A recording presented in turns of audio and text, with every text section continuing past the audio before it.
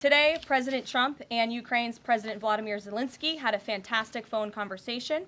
President Zelensky thanked President Trump for a productive start for the work of the Ukrainian and American teams in Jeddah on March 11th. The meeting of the senior officials from both nations significantly helped in moving toward ending the war. President Zelensky thanked President Trump for the support of the United States, especially the Javelin missiles that President Trump was first to provide in his efforts towards peace. The leaders agreed Ukraine and America will continue working together to bring about a real end to the war, and that lasting peace under President Trump's leadership can be achieved. President Trump fully briefed President Zelensky on his conversation with Putin and the key issues discussed. They reviewed the situation in Kursk and agreed to share information closely between their defense staffs as the battlefield situation evolved. President Zelensky asked for additional air defense systems to protect his civilians, particularly Patriot missile systems, and President Trump agreed to work with him to find what was available, particularly in Europe. The two leaders also agreed on a partial ceasefire against energy.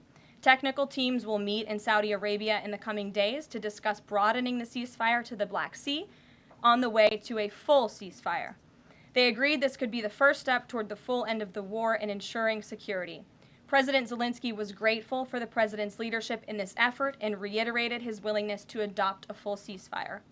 President Trump also discussed Ukraine's electrical supply and nuclear power plants. He said that the United States could be very helpful in running those plants with its electricity and utility expertise. American ownership of those plants would be the best protection for that infrastructure and support for Ukrainian energy infrastructure. President Zelensky also thanked President Trump for continuing to push humanitarian concerns, including the exchange of prisoners of war.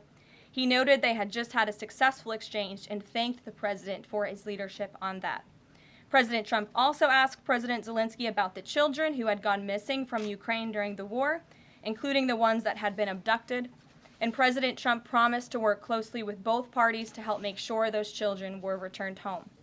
They agreed all parties must continue the effort to make a ceasefire work. The presidents noted the positive work of their advisors and representatives, especially Secretary Rubio, National Security Advisor Mike Waltz, Special Envoy Kellogg, and others. The presidents instructed their teams to move ahead with the technical issues related to implementing and broadening the partial ceasefire. The presidents instructed their advisors and representatives to carry out this work as quickly as possible.